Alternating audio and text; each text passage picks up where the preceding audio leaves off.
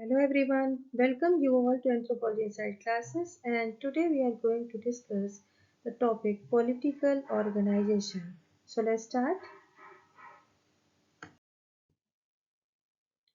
Here is the anthropology syllabus for political organization for various exams like UGC NET, CUT PG and UPSC optional paper 1. तो जो भी topics in exams में आए हुए हैं उसको इस वीडियो में कवर किया गया है। तो चलिए देखते हैं। Here is introduction to political organization. First, we know what is political anthropology. Political anthropology is the branch of socio-cultural anthropology that it studies the political organization of society. Means वो branch social cultural anthropology की जिसमें हम समाज के राजनीतिक व्यवस्था या political organization के बारे में पढ़ते हैं उसी को हम political anthropology कहते हैं। सेम है लीगल एंथ्रोपोलॉजी इसमें कि एंथ्रोपोलॉजी ऑफ लॉ कहते हैं मीन्स जो कानून है मीन्स जो रिटन कुछ रूल्स हैं set of rules and regulations हैं मॉडर्न सोसाइटीज़ में गवर्नमेंट के द्वारा निर्धारित होते हैं वो लॉ है और कुछ कस्टमरी लॉज होती हैं जो प्रिमिटिव स्टेट्स में प्रिमिटिव सोसाइटीज़ में पाई जाती हैं या सिविल लॉ हो सकती है जिसमें कि जो समाज में आपस को कोहेजन बनाए रखने के लिए कुछ सेट ऑफ रूल्स होते हैं जो सोशली एक्सेप्टेड नॉर्म्स होती हैं उसको भी हम लॉ कहते हैं। तो सोशल नॉर्म्स भी होती हैं और लीगल नॉर्म्स भी होती हैं और इन्हीं को हम लॉ कहते हैं। तो legal anthropology is the anthropology of law. Then political organisation, what is political organisation? तो पॉलिटिकल ऑर्गेनाइजेशन क्या है?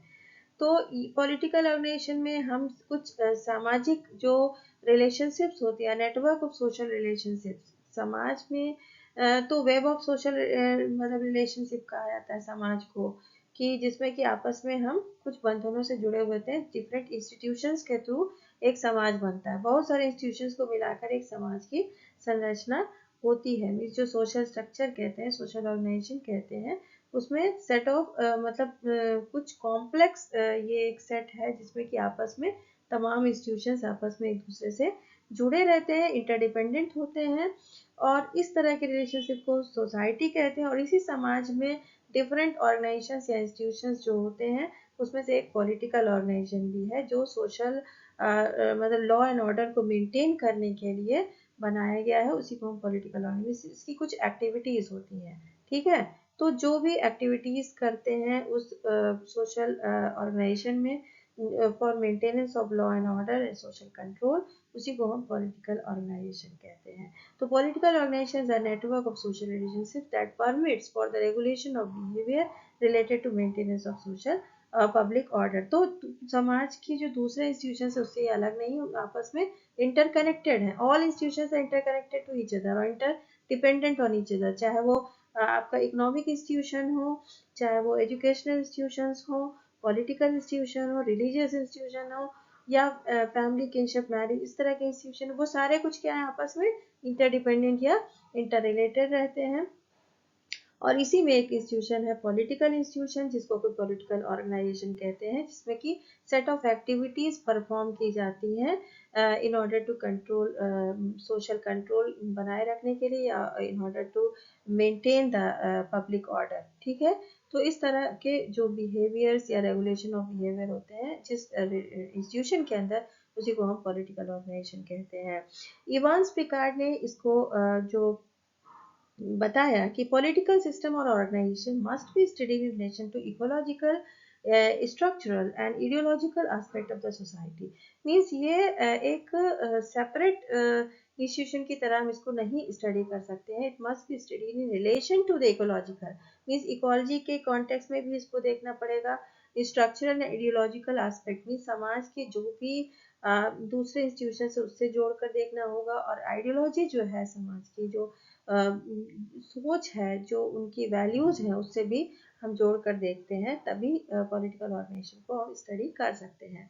तो it was according to Evans Pritchard. Evans Pritchard की ही स्टडीज के बाद पॉलिटिकल ऑर्गेनाइजेशन को स्टडी करने की शुरुआत हुई जिसमें कि उन्होंने द न्यूअर कम्युनिटी पर जो स्टडी किया था या अफ्रीकन पॉलिटिकल सिस्टम्स पर उन्होंने एक बुक लिखी। तो इन सब जो दो बुक्स थी या और भी उनकी जो स्टडीज शुरुआत हुई उसके द्वारा ही फिर दूसरे एंथ्रोपोलॉजिस्ट ने भी पॉलिटिकल ऑर्गेनाइजेशंस को या पॉलिटिकल सिस्टम्स को स्टडी करना शुरू किया।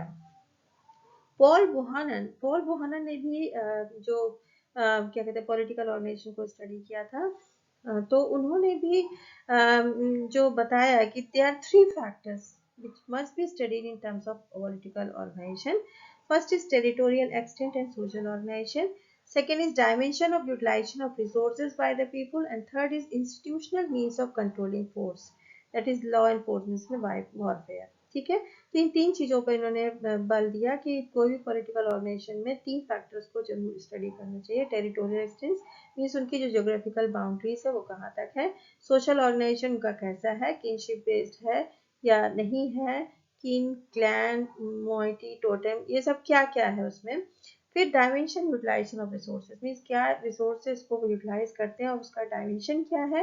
इंस्टीट्यूशनल मीन्स जो है वहाँ पर लॉ एंड पावर जो है अथॉरिटी है वो किस तरह की है, ये सारा कुछ स्टडी करना जरूरी है in order to study a political organisation. ठीक है.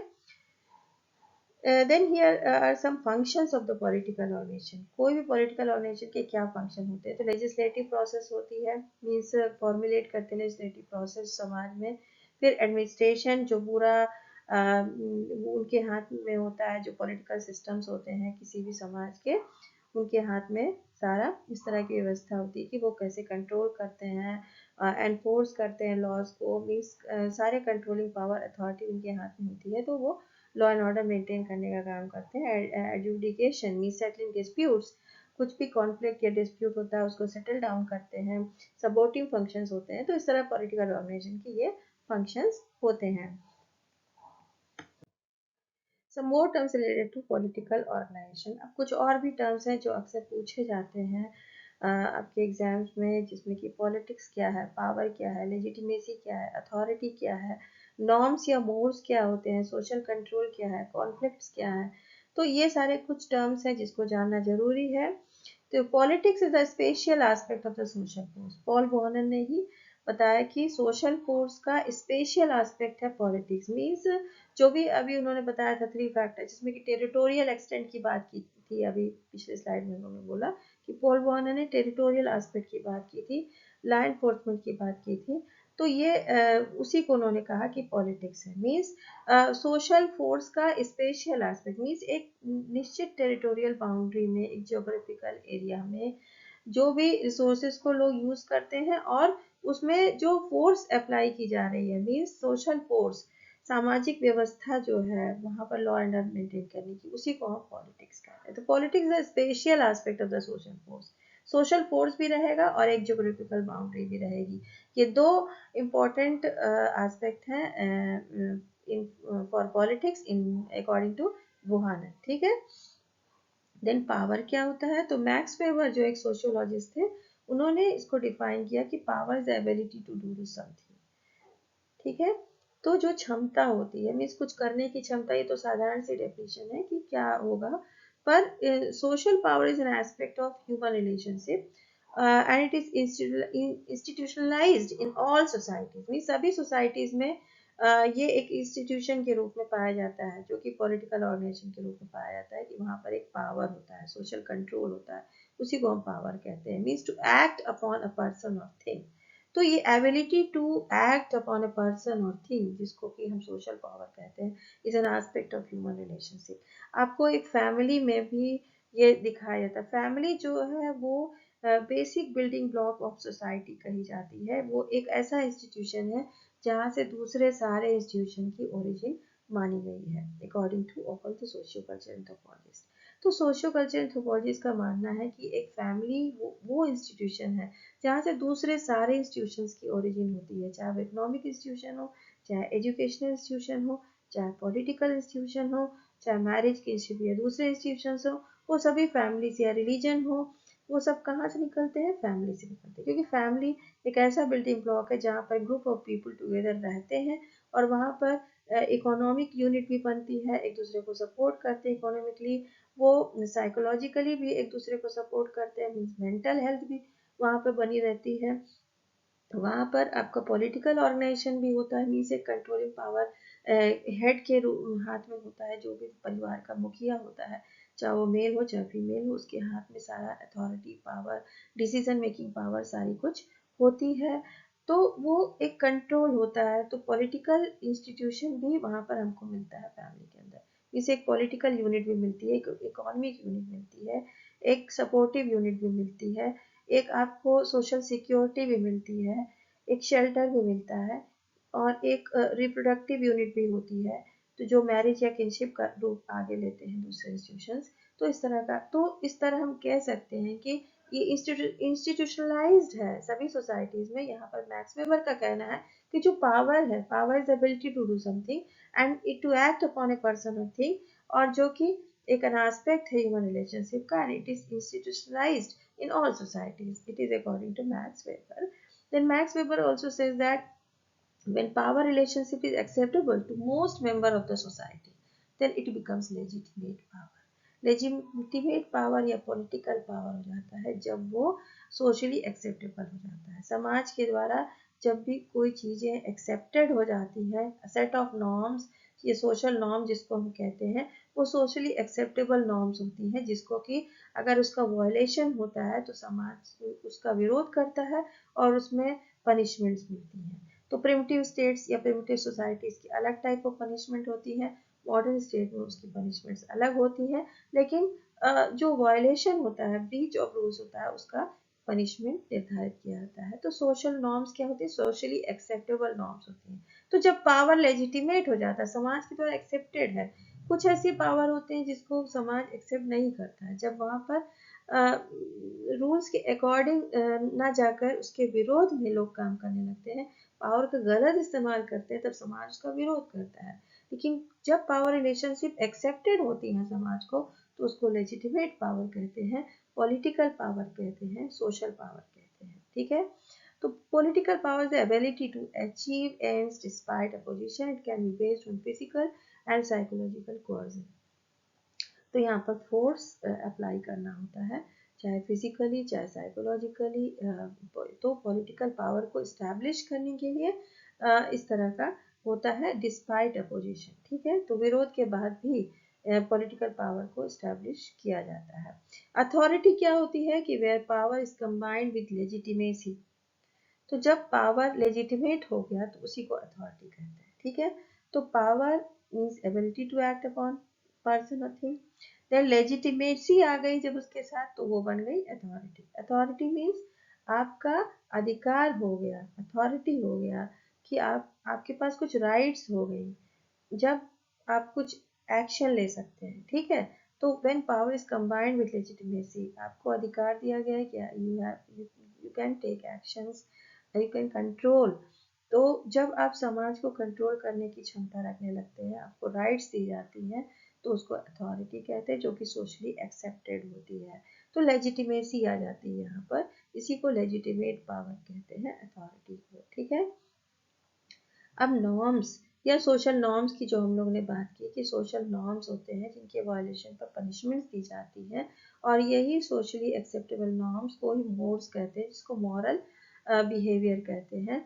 कुछ मॉरल बिहेवियर्स होते हैं, सेट ऑफ रूल्स होते हैं जो समाज में स्थापित किए जाते हैं। हम फैमिली से ही सीखने लगते हैं, जो एनकल्चरेशन प्रोसेस से ही हम सीखने लगते हैं कि हमें समाज में कैसा व्यवहार करना चाहिए, एल्डर्स के साथ कैसा बिहेव करना चाहिए, या जेंडर्स में आपस में हमें कैसे बिहेव करना चाहिए, और जो कोई भी गेस्ट आते हैं उनके साथ कैसे, मीन्स हमको समाज में एक रहने का, कैसे हमें खाना है, सोना है, कैसे लोगों से बातचीत करनी है।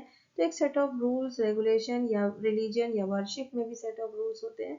हर इंस्टीट्यूशन से जुड़े हुए कुछ सेट ऑफ रूल्स होते हैं, उसके अकॉर्डिंग हमको वर्क करना होता है। उन्हीं को हम नॉर्म्स या मोड्स कहते हैं, जिनको हम सोशल नॉर्म्स कहते हैं। सामाजिक नियम, कस्टम भी कह सकते हैं। तो जो भी इस तरह के कस्टम हैं, लॉज हैं, सेट ऑफ रूल्स हैं, जो सोशल नॉर्म्स हैं, दीज आर ऑल्सो लॉज। ये समाज के द्वारा बनाए गए कुछ नियम कानून होते हैं, जिनको समाज एक्सेप्ट करता है सोशल कंट्रोल के लिए। तो these are set of rules or regulations expect to follow by the society for social control, और सब चीज़ें नियमित चलती रहती हैं अगर लोग इनके अकॉर्डिंग काम करते हैं।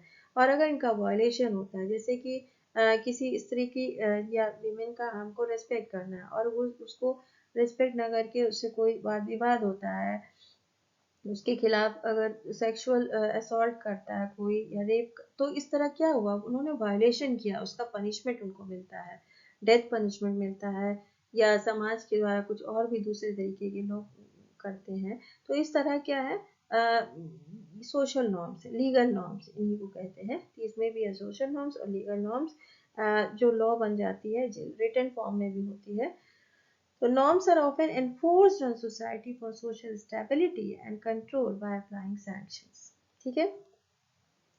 तो सैंक्शंस क्या होते हैं, जो पॉजिटिव और निगेटिव दोनों हो सकते हैं। तो निगेटिव है जब आपको पनिशमेंट मिलेगी, पॉजिटिव होंगे जब आपको उसके लिए रिवॉर्ड्स मिलेगा। तो कुछ आप अच्छा काम करते हैं सोशल नॉर्म्स के पे चल के, आप समाज की बेहतरी के लिए, समाज के कल्याण के लिए, वेलफेयर के लिए जब काम करते हैं तो आपको रिवॉर्ड्स मिलता है, या कुछ आप अचीव करते हैं कोई गोल को, हाँ, तो आपको रिवार्ड्स मिलते हैं। पर आपने उन रूल्स को ना मानकर, उनके खिलाफ जाकर कुछ आप वायलेशन, कुछ क्राइम कर देते हैं, तो उसको उसके लिए आपको पनिशमेंट मिलती है, ठीक है, या एक्सक्लूजन हो जाता है समाज से। तो इस तरह सैंक्शंस होते हैं जो कि सोशली एक्सेप्टेबल नॉर्म्स के लिए ही दो सेट ऑफ जो है मतलब रूल्स बनाए गए हैं। इसमें पॉजिटिव भी होते हैं, निगेटिव भी होते हैं, उन्हीं को हम सैंक्शंस कहते हैं, ठीक है। सोशल कंट्रोल, जैसा कि अभी बताया कि समाज को कंट्रोल करने के सब कुछ एक नियमित तरीके से चलता रहे, स्टेबिलिटी रहे समाज में, कोई भी नियम कानून न बिगड़े, सब चीज स्थिरता से चलता रहे जैसे चलना चाहिए, उन सब चीज़ों को बनाए रखने के लिए सोशल कंट्रोल होता है, जिसमें लॉ का इस्तेमाल होता है। आज गवर्नमेंट होती है, गवर्नमेंट के इंस्टीट्यूशंस होते हैं जो स्टेबिलिटी को मेंटेन करने के लिए, कानून है, पुलिस व्यवस्था है, ये सारा कुछ होता है। लेकिन प्रिमिटिव स्टेट्स में, प्रिमिटिव सोसाइटीज़ में उनकी अपनी लॉज होती थी, कस्टमरी लॉज होती थी, जिनको अप्लाई करके या विलेज हेड या मुखिया या चीफ, इस तरह के लोग उनको सुनते थे और डिस्प्यूट को सेटल करते थे, या जजमेंट लेते थे, जस्टिस करते थे। जो कल्प्रिट है उसको सजा मिलती थी, और जिसके साथ रॉन्ग होता था उनको न्याय मिलता था। तो सोशल कंट्रोल अलग अलग तरीके का हो सकता है समाज के हिसाब से। The aspects which are concern for the maintenance of social order and stability, it is known as social control, ठीक है। कॉन्फ्लिक्ट्स क्या होते हैं, कॉन्फ्लिक्ट्स जो विवाद होते हैं दो ग्रुप के बीच में, जब विद्रोह होता है, विवाद होता है किसी बात को लेके, चाहे वो प्रॉपर्टी को लेके हो सकता है, या किसी के खिलाफ गलत काम हो गया उसको लेके हो सकता है, राइट्स ओवर द रिसोर्सेज को लेके हो सकता है, वीमेन के लिए हो सकता है। तो ये अक्सर डिस्टर्ब करता है सोशल ऑर्डर को, क्योंकि सामाजिक जो एकरूपता बनी रहती है, लोग आपस में जुड़े रहते हैं चीज़ों को लेकर, और उनके बीच में व्यवहार रहते हैं, चाहे वो मैरिज के मतलब शादी के अलायंसेस हो सकते हैं, या फ्रेंडशिप, या तमाम तरीके के एक्सचेंज हो सकते हैं। पर जब कॉन्फ्लिक्ट आता है, और कॉन्फ्लिक्ट आने के पीछे भी हो सकता है कि उनके मतलब अन्याय हुआ, उनके साथ अन्याय हुआ, तभी कॉन्फ्लिक्ट्स होते हैं। ज़्यादातर कॉन्फ्लिक्ट्स, चाहे वो ट्राइबल कॉन्फ्लिक्ट देख लीजिए, या कास्ट कॉन्फ्लिक्ट देख लीजिए, क्लास कॉन्फ्लिक्ट देख लीजिए, जब अन्याय होता है तभी लोग कॉन्फ्लिक्ट करते हैं। तो उससे क्या होता है कि एक नया इंस्टीट्यूशन डेवलप करता है। अब कॉन्फ्लिक्ट जब भी दो विद्रोह होते हैं, तो जब उसका सल्यूशन होता है कि उनको फ्रीडम चाहिए, अगर किसी को बहुत ज़्यादा शोषण हो रहा है, जैसा कि आपने कुछ आर्ट फिल्मों में देखा होगा कि अपर कास्ट पीपुल्स जो लोअर कास्ट के साथ अन्याय करते थे, उनका शोषण करते थे, तो कॉन्फ्लिक्ट होता था बहुत दिन तक, शोषित रहने के कारण उनमें विद्रोह पैदा होता था, और वो कॉन्फ्लिक्ट करते थे। तो वो ट्राइबल में भी तमाम मूवमेंट्स या अनरेस्ट हो चुके हैं, जो कॉन्फ्लिक्ट हुआ है, या कास्ट में लोअर कास्ट पीपल कॉन्फ्लिक्ट करते हैं, तो उसमें क्या होता है, एक नए इंस्टीट्यूशन की उत्पत्ति होती है। तो ग्लुकमैन भी कहते हैं कि conflicts maintain social order, sometimes renew it. कई बार क्या होता है, जैसा कि साधारण जो मानना है कि it disturbs the social order, but Gluckman का कहना है कि नहीं, कई बार रिन्यू भी करते हैं सोशल ऑर्डर को। मीन्स जो पुरानी व्यवस्था चली आ रही है उसमें कुछ नया स्थापित करने के लिए भी कॉन्फ्लिक्ट से मदद मिलती है। तो कॉन्फ्लिक्ट मेंटेन भी करते हैं सोशल ऑर्डर को, समटाइम्स रिन्यू भी करते हैं, ऐसा मानना है ग्लुकमैन का। लेकिन ऑफन ऐसा माना जाता है कि कॉन्फ्लिक्ट आने से, विवाद या विद्रोह होने से सोशल ऑर्डर डिस्टर्ब होता है। जैसे कि आप परिवार में देख लीजिए, अगर फादर मदर के बीच में या दो लोगों के बीच में अगर कॉन्फ्लिक्ट होता है, किसी बात को लेके विवाद होता है, तो उससे कुछ जो परिवार का जो एक रहन सहन है या एक वातावरण है, एनवायरनमेंट है, वो डिस्टर्ब होता है। उससे बच्चे और दूसरे लोग भी डिस्टर्ब होते हैं। तो ये डिस्टर्ब भी करता है सोशल ऑर्डर को। पर वहीं दूसरी तरफ माने तो इससे कुछ रिन्यूअल भी होता है, एक नई स्थापना भी होती है, नए विचारों की स्थापना भी होती है। तो समटाइम्स रिन्यू भी करता है। तो इसलिए ग्लुकमैन का भी मानना सही है कि conflicts maintain social order and sometimes renew it. ठीक है। तो कैटल को लेके damage to property, adultery, rights over resources, women etcetera, और कई बार शोषण के खिलाफ ऑपरेस्ट जो ग्रुप होता है वो भी कॉन्फ्लिक्ट करता है। ठीक है। तो इस तरह कॉन्फ्लिक्ट्स होते रहे हैं और उनका फिर सॉल्यूशन होता है, डिस्प्यूट सेटलमेंट्स होते हैं बाय द विलेज हेड्स और काउंसिल्स और किन हेड्स। और अभी तो मॉडर्न स्टेट में गवर्नमेंट और उनके द्वारा बनाए गए इंस्टीट्यूशंस कॉन्फ्लिक्ट को सेट करते हैं, जिसमें कि कानूनी व्यवस्था जो लॉ है वो करती है, जिसमें जजमेंट दिया जाता है according to set of rules. Social control, law and sanctions. Social control, जैसा कि हम लोगों ने देखा कि social control belongs to the aspects which are concern for maintenance of social order and stability. ठीक है। एंड लॉ क्या होती है? लॉ मीन्स स्टेट में the law consist of written regulations, legal norms. ठीक है। तो कुछ नियम होते हैं, उनका पालन करना पड़ता है, सेट ऑफ रूल्स होते हैं, और हर जगह लॉ नए नए रूल्स बनाए जाते हैं। जैसे कि हम रोजमर्रा के जीवन में ही ले लें तो ट्रैफिक के कुछ रूल्स हैं। ठीक है। या आप किसी एजुकेशनल इंस्टीट्यूशन में जाते हैं रोज पढ़ने, तो वहाँ के कुछ सेट ऑफ रूल्स हैं। आप फैमिली में रहते हैं, वहाँ के कुछ सेट ऑफ रूल्स हैं। आप किसी वर्शिप करने वाले प्लेस पे जाते हैं, वहाँ के कुछ सेट ऑफ रूल्स होते हैं। यही रूल्स होते हैं, ये लॉ होती है। एक संविधान जो है देश का होता है, जिसमें कि कुछ सेट ऑफ रूल्स होते हैं सभी जातियों को लेकर, सभी वर्गों को लेकर, सभी धर्मों को लेकर सेट ऑफ रूल्स होते हैं। तो उन वो एक बनाए गए सोशल ऑर्डर स्टेबिलिटी को मेंटेन करने के लिए बनाए गए हैं। तो ठीक है, इन्हीं को लॉ कहते हैं। ठीक है। तो लॉ में रिटन रेगुलेशंस, लीगल नॉर्म्स होते हैं, और प्रिमिटिव स्टेट्स में कुछ कस्टमरी लॉज होती हैं जो कि सोशल नॉर्म्स कह सकते हैं, जो कि समाज को में एक रस्ता या एकरूपता बनाए रखने के लिए जरूरी होती है, जो परिवार से जिनकी ओरिजिन होती है। तो इस तरह लॉज बनती हैं, and these are enforced by the specialised agencies of political machinery, जिसमें गवर्नमेंट आती है। तो मॉडर्न स्टेट में हम देख सकते हैं कि लॉ गवर्नमेंट जो है वो अपने कानून जो है लोगों पर चलाती है, और उसके अकॉर्डिंग वो सोशल ऑर्डर को मेंटेन करती है। In primitive society, village head, chief, kin head, village council, sarpanch और panchayat control law and order and settle the dispute. आजकल जो आपको गांव में पंचायत का रोल दिखाई देता होगा, ये पंचायत की सरपंच या पूरी पंचायत बैठती है और वो उस तरह किसी भी डिस्प्यूट को सेटल करती है। Two types of law. ठीक है। Civil law and criminal law होती है। तो जो सिविल लॉ होती है वो सोशल ऑर्डर मतलब सोशल कोहेजन का काम करती है, सेट ऑफ रूल्स जो सोशल नॉर्म्स हैं उसको बनाए रखने हैं। क्रिमिनल लॉ मीन्स कोई वॉयलेशन होता है तो उसके लिए जो पनिशमेंट दी जाती है उसको क्रिमिनल लॉ कहते हैं। ठीक है। सैंक्शंस, जैसा कि अभी हम लोग ने देखा कि sanctions, these are the two mechanism for the maintenance of the social control. There is an internal sanction and external sanction. Internal sanction होता है एनकल्चरेशन प्रोसेस के द्वारा, मीन्स जो परिवार में हम कुछ सिखाते हैं, हाँ, तो कहा जाता है कि किसी भी परिवार से ही आप सोशलाइजेशन आपका होता है।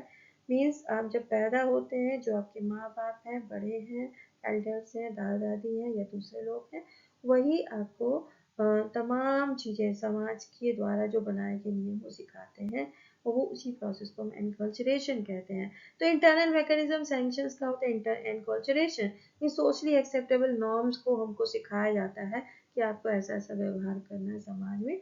एक सोशली मतलब सोशल इंडिविजुअल के रूप में आपको समाज में कैसे व्यवहार करना है, ये एनकल्चरेशन प्रोसेस के द्वारा होता है, और ये कुछ इंटरनल सैंक्शंस होते हैं। ठीक है। एक्सटर्नल जो मैकेनिज्म होती है उसी को हम सैंक्शन कहते हैं। ठीक है। तो इंटरनल तो हमारा इनकल्चरेशन प्रोसेस के द्वारा हो जाता है। दो मैकेनिज्म होते हैं सोशल कंट्रोल के। सोशल नॉर्म्स मेंटेन रखने का एक इनकल्चरेशन प्रोसेस है जिसमें कि हम सारी चीज सीखते हैं समाज का सदस्य होने के नाते, एक परिवार का सदस्य होने के नाते। पर कई बार हम उन रूल्स की भी अनदेखी करते हैं और हम क्राइम कर देते हैं। ठीक है, जैसे कि हमें सिखाया जाता है सच बोलना, पर कई बार झूठ बोल देते हैं। सिखाया गया है कि आपको दूसरों की चीज़ों को नहीं चोरी करना है, पर लोग चोर बन जाते हैं। सिखाया गया है कि आपको औरतों की इज्जत करनी है, पर लोग रेप और सेक्सुअल असॉल्ट जैसे क्राइम कर देते हैं। आपको सिखाया गया है कि किसी को कभी नहीं मारना चाहिए, पर आप मर्डर तक कर देते हैं। तो आपने उन सोशल नियमों की अनदेखी की और अपने हिसाब से काम करने लगते हैं, तो वायलेशन होता है जहाँ पे क्राइम पैदा होती है।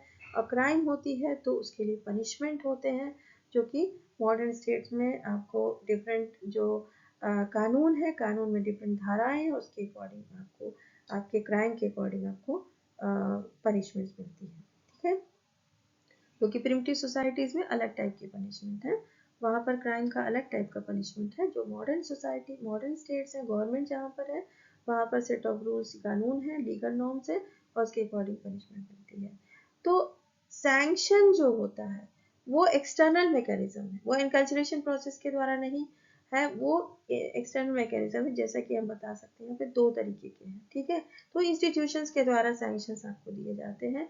निगेटिव सैंक्शंस में आपको पनिशमेंट मिलेगी, जैसा कि बताया कि कानून में व्यवस्था है कि आपने कुछ गलत किया है तो आपको पनिशमेंट मिलेगी, इनएप्रोप्रिएट बिहेवियर, और कुछ अच्छा किया है तो रिवॉर्ड्स मिलेगा। तो जनरली सैंक्शंस तो आपको परिवार में भी मिलता है। आप कुछ अच्छा करते हैं तो फादर मदर आपको कुछ ट्रीट देते हैं, आपके लिए कुछ कपड़े लाते हैं, आपको कुछ गिफ्ट देते हैं, घुमाने ले जाते हैं।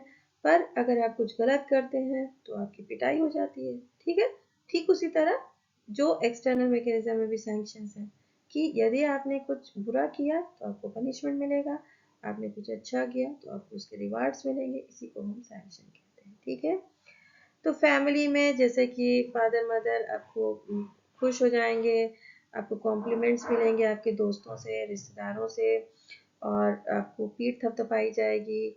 और निगेटिव सैंक्शन में आपको क्या होगा कि आपसे दूरी बना ली जाएगी, आपसे बातचीत करना बंद कर देंगे लोग, या आँख चढ़ाकर लोग देखेंगे आपको बुरी नज़रों से, या आपके मजाक किए जाएंगे। तो ये कुछ है। और गले लगा लेना पॉजिटिव सैंक्शन। तो प्री लिटरेट सोसाइटीज़ में, सिंपल जनरल फैमिलीज़ में आपको ये सारे सैंक्शन मिलते हैं। पर लिटरेट या कॉम्प्लेक्स सोसाइटीज़ में जो पॉजिटिव सैंक्शंस हैं वो पब्लिक अवार्ड्स के द्वारा दिए जाते हैं, जिसमें आपको एजुकेशनल डिग्रीज मिलती हैं। आपने कोई एग्ज़ाम पास किया है, कोई डिग्री हासिल की है तो डिग्रीज मिलेंगी, बैंक्वेट्स या फीस्ट मिलते हैं। ठीक है, लेकिन निगेटिव सैंक्शन फाइन देना पड़ता है। जैसे आपने ट्रैफिक रूल की अनदेखी की, आपको फाइन देना पड़ेगा। कहीं और भी आपने नियमों को तोड़ा तो आपको फाइन देना पड़ेगा, जेल जाना पड़ सकता है, एक्सपल्जन हो सकता है, समाज से आपको निष्कासित किया जा सकता है, या समटाइम्स डेथ, या आपने मर्डर कर दिया है, रेप कर दिया तो उसमें क्या हो जाएगा, डेथ तक मिलता है। ठीक है, तो ये सारे कुछ निगेटिव एंड पॉजिटिव सैंक्शंस हैं जो समाज में डिफरेंट तरीके से स्थापित किए जाते हैं और ये सोशल कंट्रोल में मदद करते हैं। these two type of sanctions, positive negative, they help in maintenance of social control. ठीक है, oath and ordeal in customary law, ये बहुत ज़्यादा पूछा जाता है। ये ओथ एंड ऑर्डिल, ओथ मतलब शपथ होती है, ऑर्डिल मीन्स जो यातनाएं दी जाती है।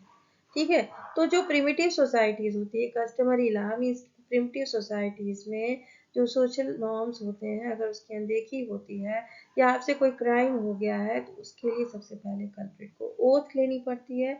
और ओथ लेने में वो एक्सेप्ट करता है कि उसने क्राइम की है या नहीं की है, तो वो बताता है मैंने नहीं की है। ठीक है, तो यदि अगर वो झूठ बोलता है तो झूठ बोलने में दो तरीके का है। एक तो वहाँ पर फियर होता है, इस प्रिमिटिव सोसाइटी में फियर होता है, अगर झूठ बोला गया तो सुपर नेचुरल पावर्स उसको खुद ही उसको पनिशमेंट देंगी। ठीक है, तो सुपर नेचुरल पावर्स पनिशमेंट देती हैं। अगर झूठ बोला है या आपने सच में कोई क्राइम किया है, कुछ छुपाया है, तो आपको सुपर नेचुरल पावर्स के द्वारा पनिशमेंट मिलेगी। तो ओथ लेना होता है जिसमें सच बोलना होता है, और झूठ अगर बोला तो आपको super natural rat mean super natural आपको पनिशमेंट हो सकती है। ठीक है, ये माना ही जाता है कि सुपर नेचुरल पावर्स आपको बदला लेंगी। आज तक अभी ये तो प्रिमिटिव सोसाइटीज की बात है, अभी हम प्रेजेंट सोसाइटीज में, मॉडर्न सोसाइटीज में टेक्नोलॉजिकली जो एडवांस सोसाइटी है, अगर इसमें भी बात करें तो आज भी हम ये मानते हैं कि अगर हम कुछ गलत करते हैं, हम कुछ जो झूठ बोलते हैं या किसी का बुरा करते हैं, तो हमारे मन में एक खौफ या डर हो जाता है कि शायद भगवान इसका बदला हमें देंगे। ठीक है, लोग डराते भी हैं कि आपने गलत किया है, आपको उसका भुगतान करना पड़ेगा। अगर लॉ एंड ऑर्डर या कानून की तरफ से नहीं अगर मिलता किसी को उसका न्याय, तो लोग कहते हैं कि वेट करो, भगवान के जो अदालत है वहाँ तो आपको न्याय मिलेगा ही। तो न्याय कैसे मिलता है? न्याय मिलता है कि जो अच्छा जिसने किया उसको अच्छा होता है, और जिसने बुरा किया है उसके साथ बुरा होता है। ऐसा मानना आज तक चला आ रहा है। ठीक ऐसा ही प्रिमिटिव सोसाइटीज में होता है, जो बुरा करता है उसके साथ मानते हैं कि सुपर नेचुरल पावर्स उनको तुरंत यातनाएं देती हैं। तो यातना जब दिया जाता है उसके लिए ऑर्डील होती है। तो ऑर्डील में क्या करते हैं? यातना देते हैं, बहुत ही भयानक से भयानक यातनाएं देते हैं, कठिन से कठिन यातनाएं देते हैं, और उसमें मानते हैं कि अगर वो सच्चा होगा तो उन यातनाओं से वो सेफली निकल आएगा, उसको कुछ नहीं होगा। मीन्स अगर बॉइलिंग वाटर या ऑयल में भी उसने हाथ डाल दिया है किसी व्यक्ति ने जो कि कल्प्रिट कह रहा है कि हम नहीं है, तो अगर वो सच्चा है तो उसको कुछ नहीं होगा। ऐसा माना जाता है प्रिमिटिव सोसाइटीज में।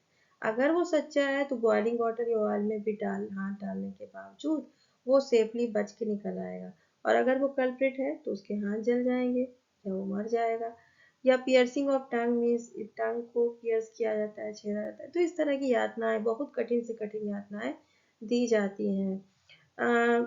और अगर एक्यूज एस्केप कर जाता है without injury, he or she is acquitted, found no guilty or innocent, and while if opposite is the case, accused gets injuries for ordeals and they found guilty, और उसके फिर उनको पनिशमेंट देनी पड़ती है। ठीक है, तो अगर वो गिल्टी फाउंड हो जाते हैं कि नहीं, उनको तो यातना से वो सेफली नहीं बच पाए, इसका मतलब वो गिल्ट किया है उसने, और फिर उसको फिर और भी भयानक पनिशमेंट्स मिलती हैं। कई बार एक्सपल्जन हो जाता है, कई बार अगर उसने मर्डर किया है तो मर्डर होता है, समाज से निष्कासित होता है, या जो है दूसरी और भी तरीके से पनिशमेंट दी जाती है। ठीक है, तो इस तरह ऑर्डिनल्स होती हैं।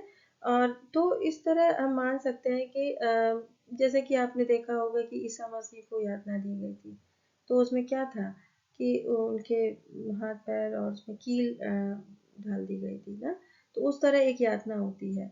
या जो मतलब परीक्षाएं ली जाती हैं, देख सकते हैं कि अग्नि परीक्षा भी एक प्रकार की परीक्षा है, जिसमें आग में बैठ के सेवली सीता माँ निकल आई थी, इसका मतलब वो सच थी।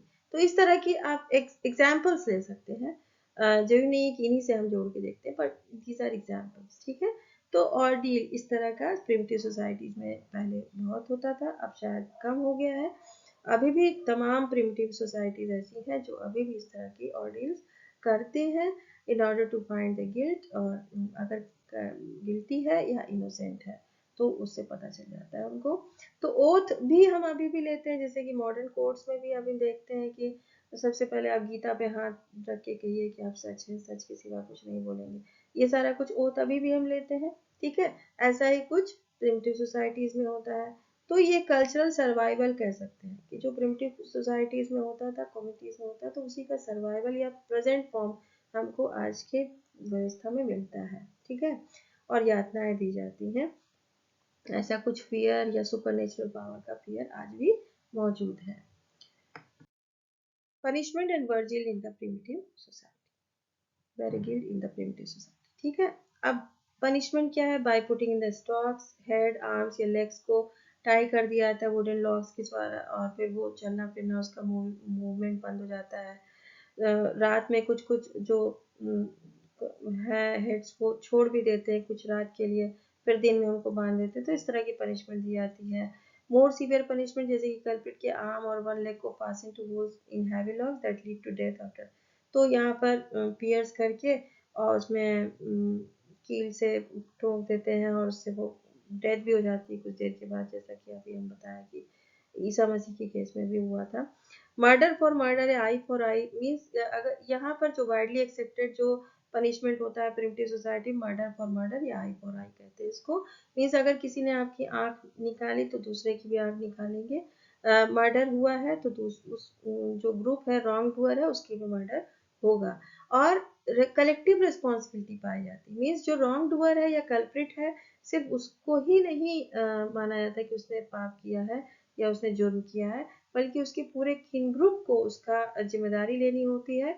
और एक मर्डर के लिए उस किन ग्रुप से किसी का भी दूसरे का मर्डर हो सकता है। जरूरी नहीं कि उस मर्डरर का ही मर्डर होगा, उसके परिवार से रिलेटेड या उसके पूरे क्लैन या किन ग्रुप से रिलेटेड किसी का भी मर्डर हो सकता है। किसी के साथ भी कुछ गलत हो सकता है अगर वो रॉन्ग डूअर की फैमिली से बिलोंग करता है, उसके किन से बिलोंग करता है। तो यहाँ पर whole kin group is recorded as wrong doer और कल्प्रिट। ठीक है, पूरे कलेक्टिव रिस्पॉन्सिबिलिटी पूरी ग्रुप की हो जाती है। Here is not only murderer but any member of his kin group can be substituted for him. तो प्रिमिटिव सोसाइटीज में आपको ऐसा कुछ मिलेगा कि पूरे ग्रुप को, पूरे किन ग्रुप को माना जाता है कि उन्होंने गलत किया है और उसमें किसी को भी सजा मिल सकती है। तो इस तरह की पनिशमेंट्स होते हैं। एक्सक्लूजन होता है कि जिसमें समाज से या पूरे विलेज से निष्कासित हो जाते हैं, निकाल दिए जाते हैं, बाहर कर दिए जाते हैं। अक्सर देखा होगा आपने कि पूरे विलेज में जूते पहना के घुमा रहे हैं, अभी भी होता है, और गधे पे बैठा के सवारी करा के चला रहे हैं। उनके पूरे मुंह पे कालिक पोत दी जाती है और कोड़े मारे जाते हैं। इस तरह की यातनाएं दी जाती है, पनिशमेंट दिए जाते हैं कल्प्रिट को। और कई बार क्या होता है कि इनोसेंट लोग भी इसकी वो हो जाते हैं, शिकार हो जाते हैं, जिन्होंने नहीं किया है। और जो डोमिनेंट पीपुल्स होते हैं गांव के, वो भी इस तरह उनका शोषण करते हैं, उनको जानबूझ के कल्प्रिट बना दिया जाता है। कई बार ऐसा भी होता है जो कि मीन्स जब भी कोई डोमिनेट करता है विलेज में या सोसाइटी में, तो अक्सर वो नीचे वालों को इस तरह भी कल्प्रिट बनाकर उनके साथ इस तरह का व्यवहार किया जाता है। तो कई बार इनोसेंट जो होते हैं उनके साथ भी ऐसा होता है।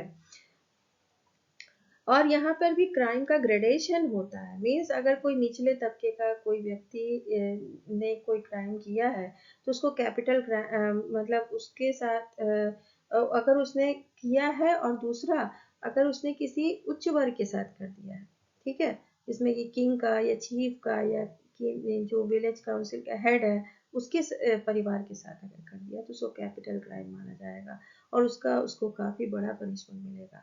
लेकिन अगर किसी किंग या चीफ या विलेज हेड के परिवार के लोगों ने किसी निचले वर्ग के साथ ऐसा क्राइम कर दिया है, उसकी वाइफ के साथ या उसके बेटे के साथ या उसके फैमिली के साथ अगर उन्होंने कुछ एडल्ट्री कर दिया, कुछ भी कर दिया है, तो उसको माइनर या प्राइवेट क्राइम माना जाता है।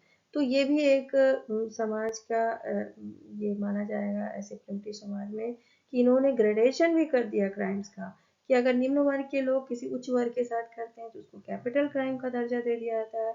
लेकिन वहीं पर अगर किंग या चीफ या जैसा कि पहले भी आपने देखा तमाम फिल्मों में दिखाता है कि ठेकेदार है या बड़ी कास्ट के लोग हैं, वो निम्न वर्ग के साथ कुछ भी अत्याचार करते थे तो उसका उनको कोई मीन्स बड़ा उसको कुछ मतलब उनके लिए पनिशमेंट नहीं होते थे, क्योंकि उसको माइनर या प्राइवेट क्राइम का दर्जा दे दिया जाता था और वो इस तरह शोषण करते थे। वहीं पर पिछड़ी जातियों का या निम्न वर्ग के लोगों के द्वारा अगर थोड़ा सा भी कुछ क्राइम किंग या चीफ के खिलाफ हो गया तो उसको कैपिटल क्राइम माना जाता है और उसके लिए उनको बड़े से बड़े पनिशमेंट दिए जाते हैं।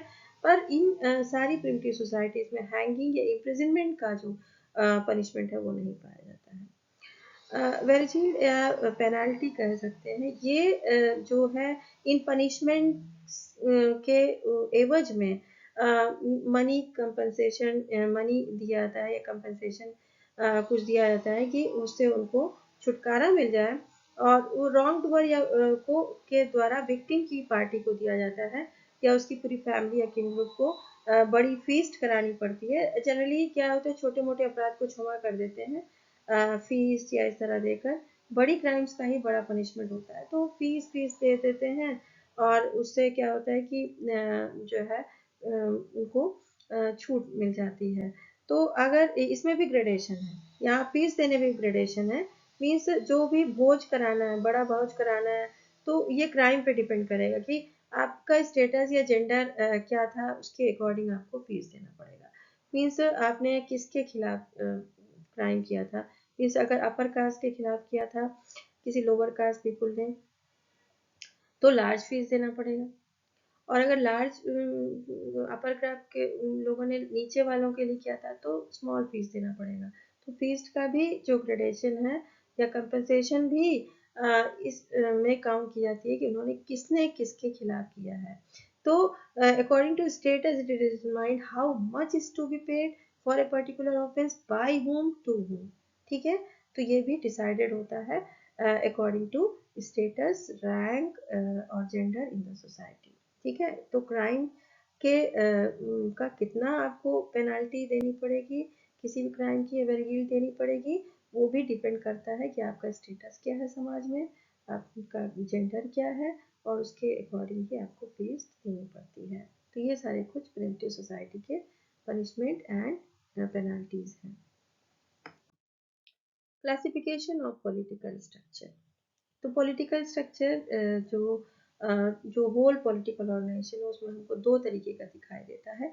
एक तो स्टेटलेस सोसाइटीज होती है, दूसरा स्टेट सोसाइटीज। ठीक है, तो जो भी प्रिमिटिव सोसाइटीज की हम बात किए अभी, उनमें स्टेटलेस होती हैं, मीन्स वहाँ पर स्टेट गवर्नमेंट या सेट ऑफ ब्यूरोक्रेसी नहीं पाई जाती। वहाँ पर क्या होता है कि उनका खुद का king group based political structure हो सकता है, या नॉन किनशिप बेस्ड भी हो सकता है जिसमें चीफडम आता है। ठीक है, तो तो किनशिप बेस्ड हो भी सकता है, नहीं भी हो सकता है, दोनों तरीके के स्टेटलेस सोसाइटीज में मिलते हैं। पर स्टेट सोसाइटीज में किन से रिलेटेड जो मॉडर्न गवर्नमेंट है उसमें हमको जो गवर्नमेंट सिस्टम मिलता है उसमें किन रिलेटेड पॉलिटिकल सिस्टम नहीं होता है। तो किन बेस्ड पॉलिटिकल सिस्टम फैमिली या रिस्ट्रिक्टेड किन ग्रुप बेस्ड हो सकता है, या नॉन किनशिप बेस्ड भी हो सकता है, वो हमको स्टेटलेस सोसाइटी से मिलता है। But no king group based जो गवर्नमेंट सिस्टम मिलता है वो हमको स्टेट सोसाइटीज में मिलता है। टाइप्स ऑफ पॉलिटिकल सिस्टम्स, और इसको चार में डिवाइड किया था, means 4 levels of political organization, और ये दिया था एलमन सर्विस ने। तो Elman Service, he was a neo evolutionist, he propounded a neo-evolutionist approach to the origin and evolution of political system।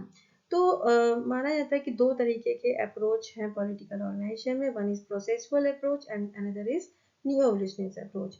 Processual approach was given by Swartz, Gluckman and Bailey, while the neo evolutionary approach was given by Alman Service।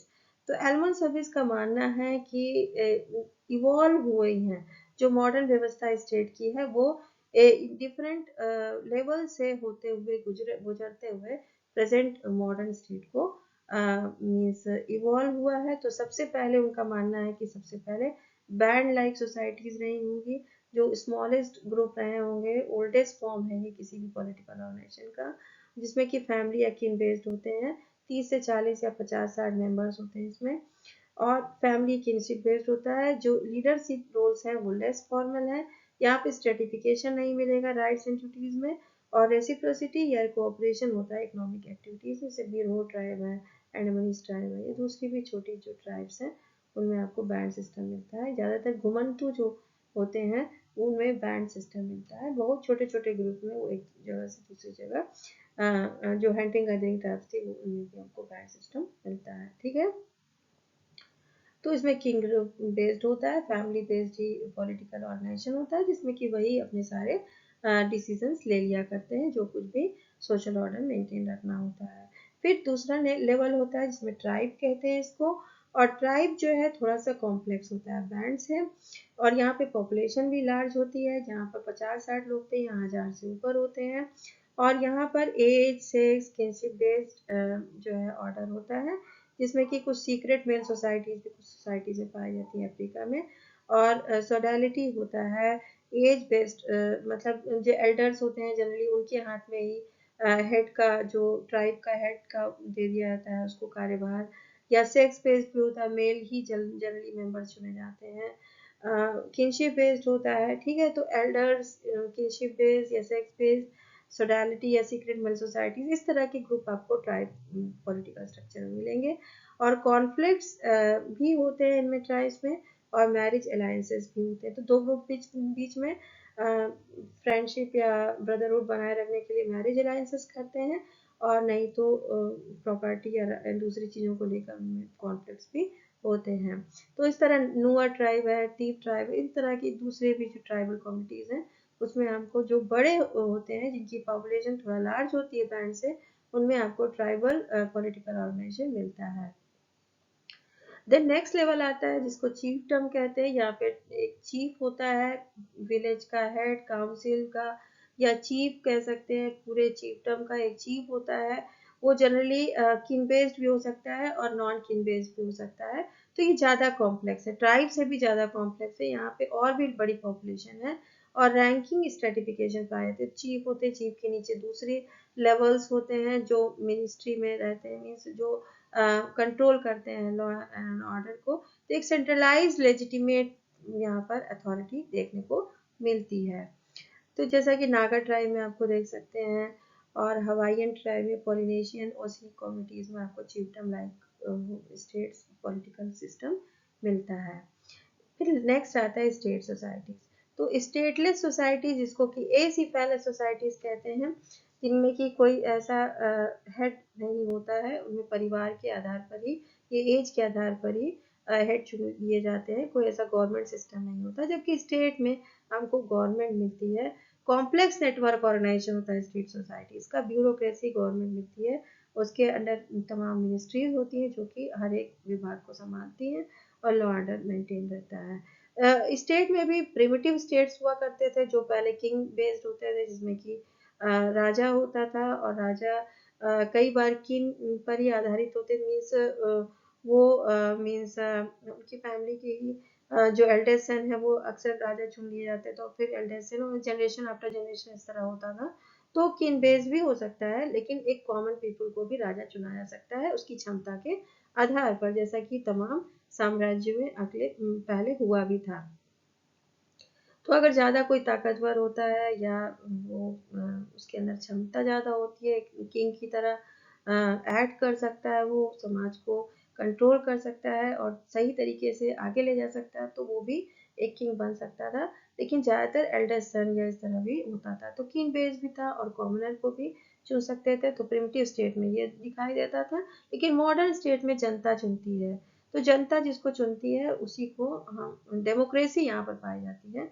तो democracy जो है, bureaucracy government पाई जाती है, democracy पाई जाती है जहाँ पर समाज में जो जनता होती है वो अपने ये कह सकते हैं कि जो प्राइम मिनिस्टर का चुनाव होता है, जो सब पूरे देश को चलाते हैं, वो एक किंग की तरह है।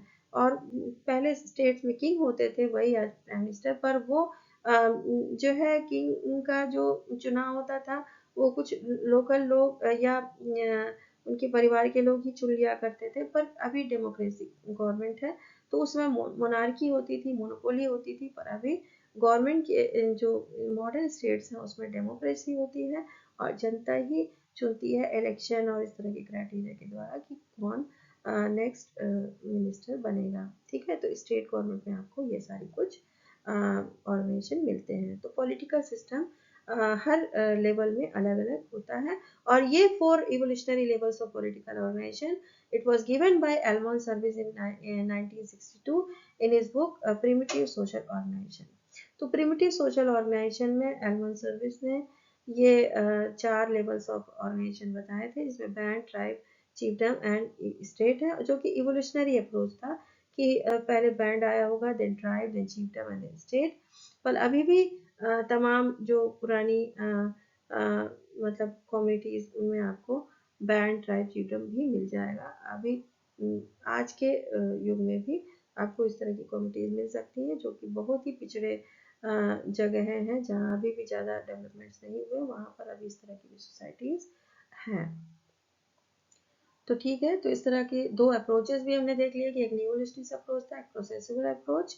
और नियोलिस्टिक approach was given by Elman Service and he gave this 4 levels of political organization, 4 evolutionary levels of political organization जो कि इन्होंने प्रपोज किया, और उन्होंने बताया कि सबसे पहले बैंड लाइक सोसाइटीज रही होंगी, उनका अपना एक किन बेस्ड पॉलिटिकल सिस्टम रहा होगा। देन ट्राइब्स आई, ट्राइब में भी किन बेस्ड है पर थोड़ा सा ये कॉम्प्लेक्स है। और फिर देन chiefdom आता है जो कि मोर कॉम्प्लेक्स देन ट्राइब है। And then comes the state जो कि सबसे ज़्यादा कॉम्प्लेक्स है, जिसमें कि प्रिमिटिव स्टेट्स रहे होंगे जो लाइक chiefdom रहे होंगे, बट लेटर वो मॉडर्न स्टेट्स आ गए जिसमें गवर्नमेंट, ब्यूरोक्रेसी एंड डेमोक्रेसी पाई जाती है। ठीक है। पॉपुलर स्टडीज और books on the political system, तो जनरली कुछ स्टडीज की गई हैं पॉलिटिकल ऑर्गेनाइजेशन पर जो कभी कभी पूछ लिया था एग्जाम्स में, जिसमें कि द नूवर है, इवान प्रिकार्ड के द्वारा स्टडी किया गया था। अफ्रीकन पॉलिटिकल सिस्टम, जिसमें इवान प्रिकार्ड एंड मेयर फोर्स ने इस बुक को लिखा था। 1940 में दोनों बुक्स लिखी गई थी और ये शुरुआत थी इस तरह की स्टडीज की। तो पॉलिटिकल सिस्टम और पॉलिटिकल ऑर्गेनाइजेशन में जो स्टडीज की शुरुआत हुई वो इवान प्रिकार्ड की इस तरह की दो इन्होंने जो स्टडी की उसके बाद ही इस तरह का शुरू हुआ। लॉ ऑफ प्रिमिटिव मैन ईओवेल ने लिखा था। Political system of highland Burma 1954 Edmund Leach ने लिखा था। Then primitive social organisation book है एडमंड सर्विस के द्वारा, जिसको कि अभी मैंने बताया कि 4 लेवल्स ऑफ पॉलिटिकल ऑर्गेनाइजेशन उन्होंने इसी बुक में बताए थे। Then politics, law, ritual and in tribal societies, ये एम ग्लुकमैन ने बताया था, जिन्होंने कहा था कि कॉन्फ्लिक्ट जो होता है वो कई बार सोशल ऑर्डर को मेंटेन भी करता है और नया सोशल ऑर्डर आता है समाज में। तो ये ग्लुकमैन का कहना था और ये इनकी बुक है politics, law, ritual in tribal societies. Then political anthropology 1966, Swartz ने ये बुक लिखी थी along with Turner and Tuden, और ये प्रोसेसुअल अप्रोच लाने वाले एंथ्रोपोलॉजिस्ट थे, जिन्होंने बताया कि पॉलिटिकल ऑर्गेनाइजेशन में बहुत सारी प्रोसेसेस होती हैं और डिफरेंट प्रोसेसेस से मिलकर ये मतलब पॉलिटिकल ऑर्गेनाइजेशन चलता है। मीन्स लगातार ये डायनेमिक है। उनका कहने का मतलब है कि प्रोसेसेस होती हैं, डायनेमिक है, डायनेमिक होता है मीन्स एक्टिव बना रहता है, लगातार इसमें चेंजेस होते रहते हैं। और law and warfare studies in anthropology of conflict, P Bohannan ने इसको बुक को लिखा था, Paul Bohannan. Then justice and judgment among the Tiv community पर उन्होंने जस्टिस एंड जजमेंट को स्टडी किया था, पॉल बोहाना ने 1968 में। These are some popular studies of books of political systems. इसको डिफरेंट एग्जाम से पूछा भी जाता है, तो आप इसको लर्न कर लीजिएगा। Thank you very much, meet you next video.